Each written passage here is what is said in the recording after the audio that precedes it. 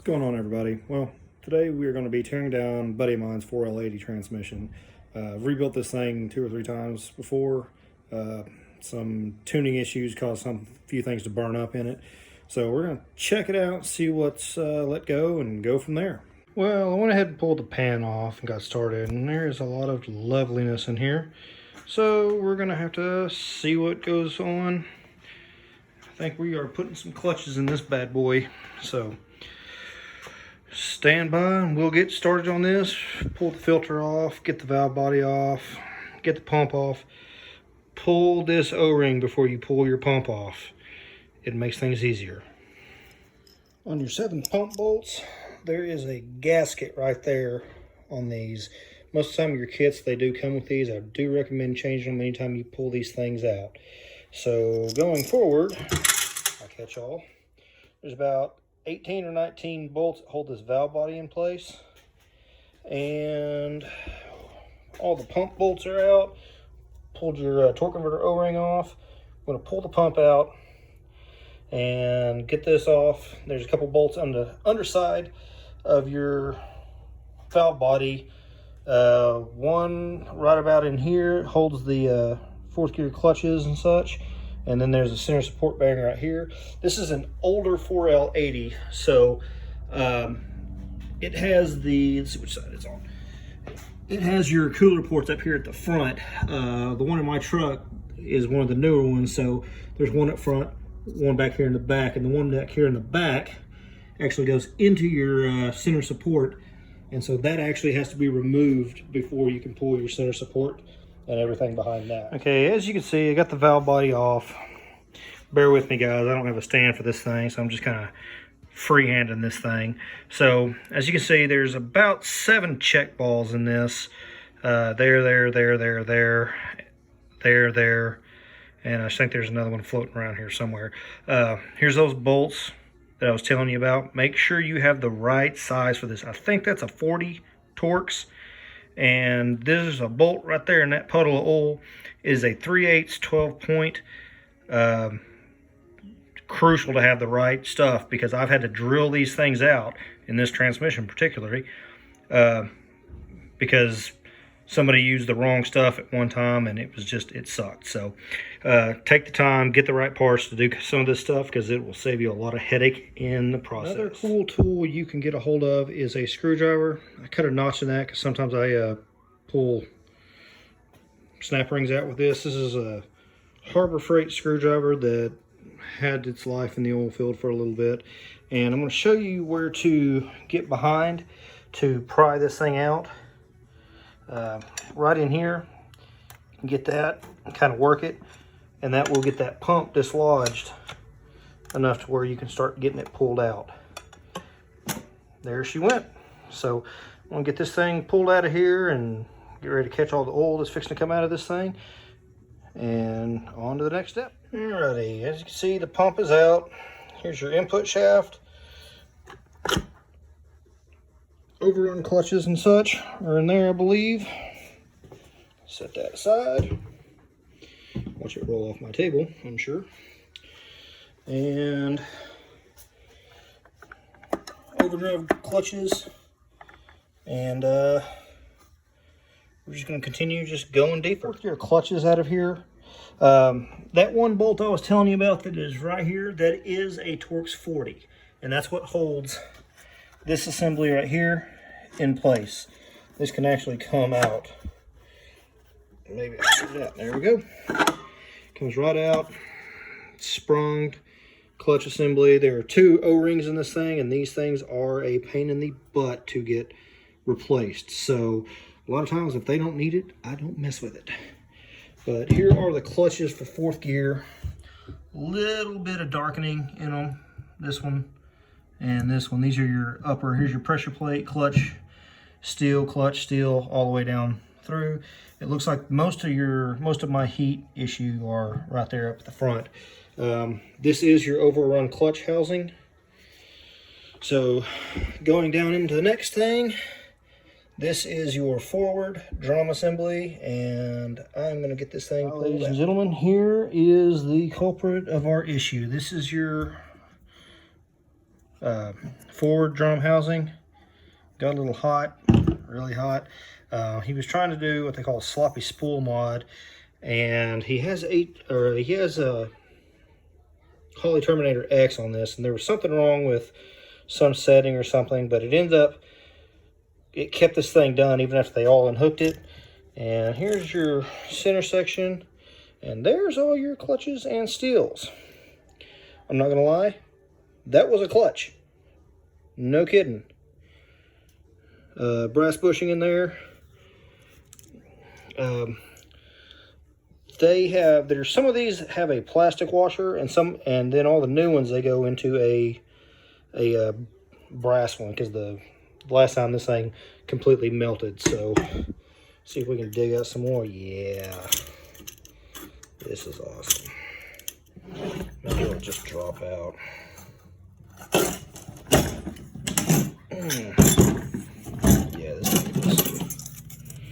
Yeah, this bad boy is smoked. Yeah, that's a steel.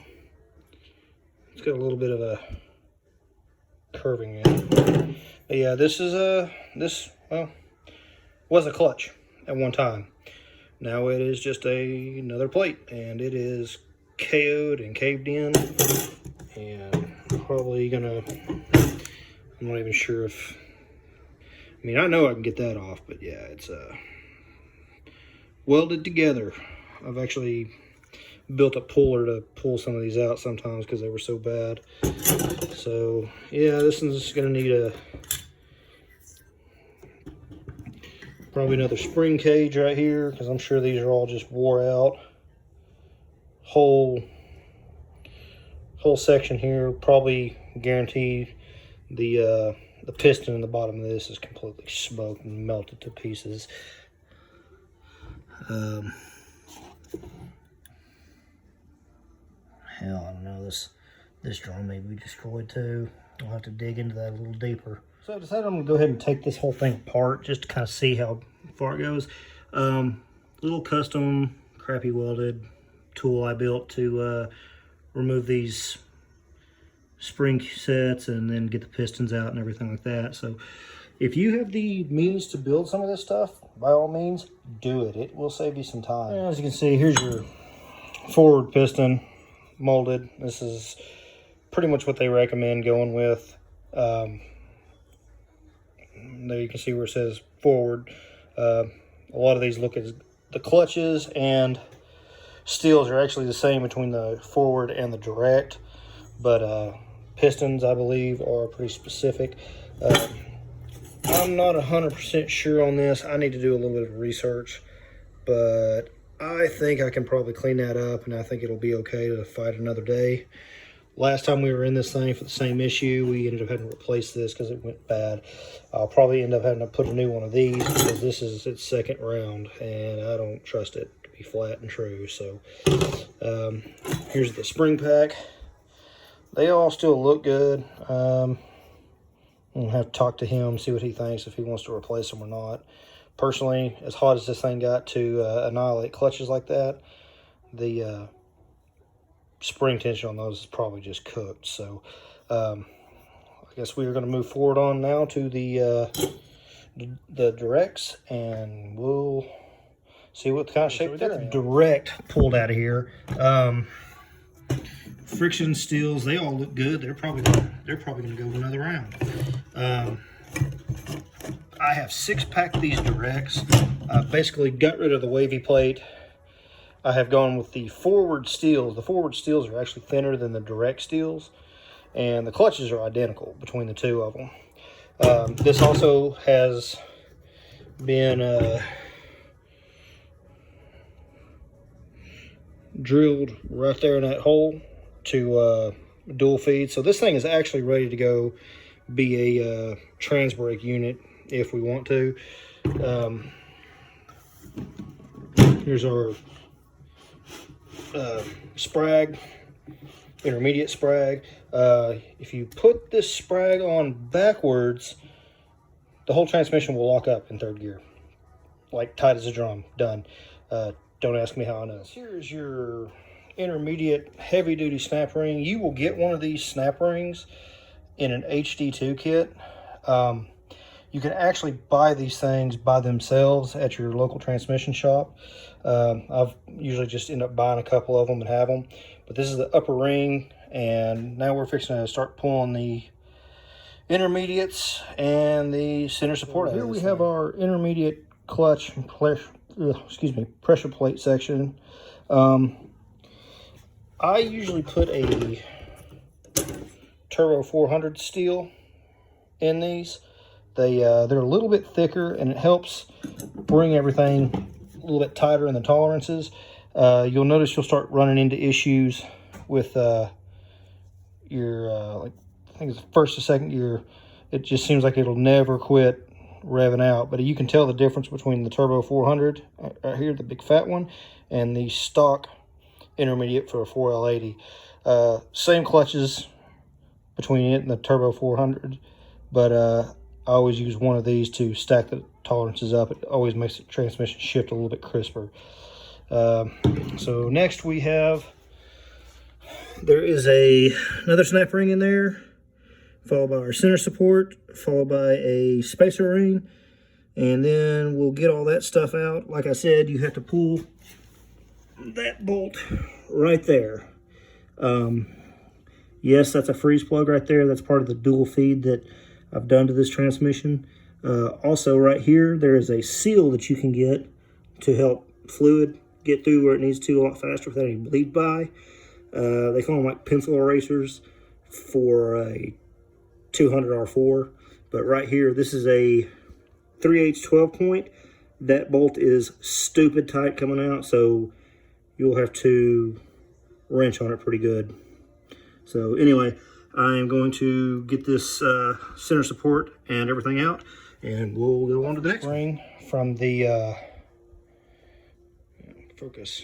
But as you can see, it is flat and beveled. The flat side goes down to the back of the transmission. The beveled side is on top. There's probably a little bit better angle. Got the center support out right here.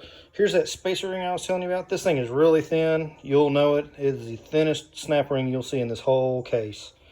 Here is your center support. That is one big bushing in there.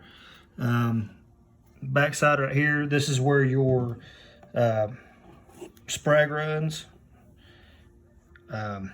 Here's part of your little needle bearing race right there, and sun gear assembly, part of it anyway. The other part is still hanging out down there.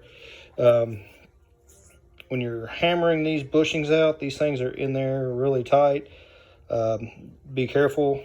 I have cracked one of these before pulling bushings out, so I have got to pull the lower servo right here because there is a band that holds all that stuff in place. So I'm going to bust that off real quick, and I'll get that pulled out of there, and we'll go. Lower servo is out. That is pretty much the pistons, kind of a two-piece piston. There's your spring. That, I don't believe that's supposed to move that freely. It also has a gasket on it, a metal gasket. These are pretty much collapsed. I think they're pretty much a one-time use thing. It's a couple bucks. Get a new one. And now we can pull the rest of this thing out now that the band has been released. That pin right there goes into a band down there. I'll show it to you here when I get it pulled out. And that's what controls your reverse and all that stuff. So here comes the big boy. And this is pretty much the, that there is the output shaft of the transmission. That is what they call a full splined output shaft. Little brass. There's another sun gear behind this little Torrington bearing right here. I'll get it dug out here in a little bit. And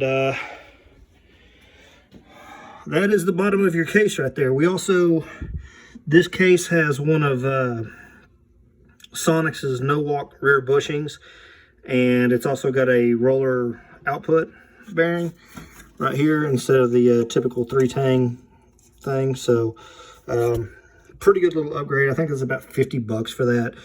Awesome little upgrade, worth it. So let's see if if this critter will come out.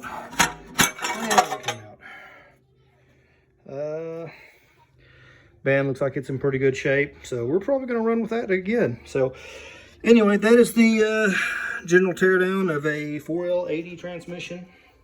Like I said, you know, the directs ended up, or the forwards ended up burning to a crisp, so we're going to end up having to spend some money there, but he pretty much dodged a bullet on the things that could have been wrong with this thing. So I will, hopefully next time we get a video out on this thing, putting it back together, hopefully I will have a stand so you don't stop and go over and over and over and over. So anyway, guys, y'all have a good evening. We'll catch y'all later. So anyway, as I wrap this up, I actually had just finished a 6L80 transmission, one of my other buddies. I wish I would have got some video of it, but some things came up and I wasn't able to do it, and he kind of needed it in a pinch, so I had to get it back together. But anyway, so if you're looking for some cool place to hang out with some good tuning information, with some Gen 3, 4, and 5 stuff with HP tuners and some Holly, go check out my buddy Kyle at goatropegarage.com. Great information out there. Tons of videos. You can go access the videos on YouTube at tuning101.com. And he's got some cool shirts, some merchandise at goatropegarage.com. Right there, fellas. So always be tuning. Give him a shout. Anyway, y'all guys have a good one. We'll catch you later.